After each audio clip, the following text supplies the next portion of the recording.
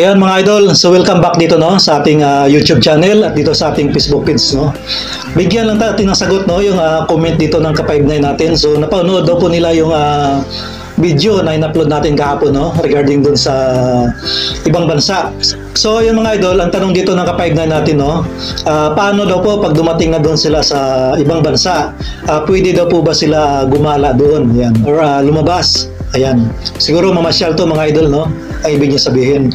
Ang sagot po dyan mga idol is yes po sir, pagka dyan kayo sa UAE, sa Abu Dhabi or Dubai, pero itong kay Spark no, Abu Dhabi po kayo no, opo pwede po kayong gumala kasi yung Abu Dhabi, open country po yun no. Tsaka pwede kayong mamasyal po dyan. Ayan. Marami po mga tourist spot dyan no, pwede kayong mamasyal. Ang gawin niyo po ganito, kapag lumabas po kayo ng camp or ng accommodation, wag niyo po kalimutan na magpaalam po no. Wag kayong umalis sa camp or lumabas na hindi nagpapaalam sa camp bus. Yung pinaka leader po diyan sa accommodation mga idol no, camp bus po yung tawag diyan. So magpaalam po kayo diyan para hindi kayo magastusan sa pamasahe. Bukod dun sa alam ng camp bus kung saan kayo pupunta, pwede kayo makisabay sa service no. Mostly dyan yung mga yung mga coaster bus, yung mga minibus, meron din mga van, pwede kayong sumabay dyan para hindi na kayo magastusan ng taxi or pamasahe no, or kung ano man yung gamitin nyo, at least hindi na kayo problema. Saka yung ruta ng mga bus na yan, meron papuntang city yan, iba-iba yung ruta, so mag-guide kayo ng camp bus kung ano yung gagawin. Of course, dapat reasonable po yung paglabas nyo, pamamasyal nyo, no? Hindi yun pwede na lalabas kayo, tapos ganito lang yung gawin nyo, wala naman kayong sadya. Pwede dyan yung mga valid reason dyan, halimbawa, gusto nyo magsimba, kasi sa atin, no, sa mga Pilipino, likas din yung nagsisimba, so pwede yan sa church. Ayan, kung may bibilin din kayo sa city, katulad yan, bibili kayo ng medicine, pwede rin po yan, valid reason yan, pero make sure na kapag dating nyo, ipaalam nyo rin sa campus, no? Yun naman ang gusto ng campus dyan eh. Pag umalis kayo ng accommodation at pagbalik nyo, ipaalam nyo sa kanya. At least, alam niya kung yung galaw ninyo dyan. Wag na wag kayong tumakas na hindi alam ng campus dyan kasi mapagalitan kayo dyan at bukod doon, pwede kayong i-terminate or ma-deport. Ayan. And of course mga idol, since pagdating nyo dyan, bago po kayo, meron kasing binibigay dyan na Emirates ID. So 1 month pa po yun no, ang process.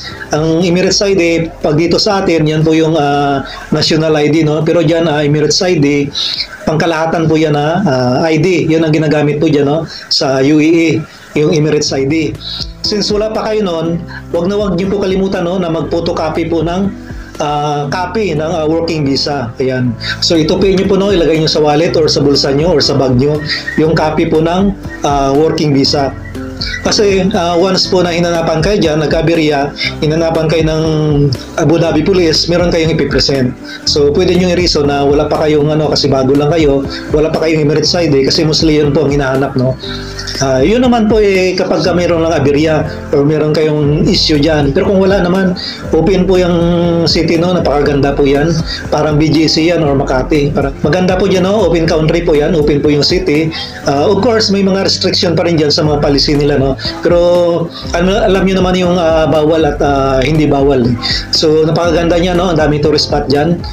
Pangalawa mga idol, kung meron kayong mga skills no, kung marunong kayo mag-massage, ayan, so dala kayo ng gamit nyo na pang-massage. Kung marunong kayo magupit, sa haircut no, dalhin niyo po yung gamit nyo. 100% mga lods no, gamit na gamit niyo po yan dyan sa accommodation, yung skills nyo. Lalong-lalo na no, kapag day off nyo no, maraming nagpapamassage dyan at maraming nagpapagupit dyan. So yung may mga skills na massage at gupit, 100% gamit na gamit niyo po yan kapag nandun kayo sa accommodation dyan sa ibang bansa no, kasi yan po mostly ang wala dyan mga idol. Meron pong pagupitan dyan pero mahal yung singil. At least sa inyo, babaan nyo, tapos kung magaling kayo magupit, gamit na gamit nyo yan, mapakinabangan nyo yan. Yung sideline na yun no, kung marunong ka mag-massage at gupit, napakalupit ng sideline na yan dyan mga idol. Hindi po bawal yan. Yan ang pinakakailangan na kailangan dyan. No? Lalong-lalo na po yung massage or yung hilot. Kasi yung mga 5'9 natin dyan, kahit yung ibang mga lahi or yung mga kabayan natin no, na Pilipino, yan ang hinahanap-hanap dyan, yung pamassage. Kasi katulad yan, pupunta ka pa ng city. Doon kasi sa city, mahal. So mas maganda po, 100%. Kung marunong po kayo mag-massage at manggupit, gamit na gamit niyo po yan. Promise po yan. Ayan. Alright, so hanggang dito na lamang no mga idol. So maraming salamat nga pala no sa mga nag-support dito sa ating YouTube channel at dito sa ating Facebook page. Ayan to. So kung hindi pa kayo nakapollow dito no, please follow no at malaking tulong po yan sa page natin. So that's all for today's video mga lads no. See you in our next video.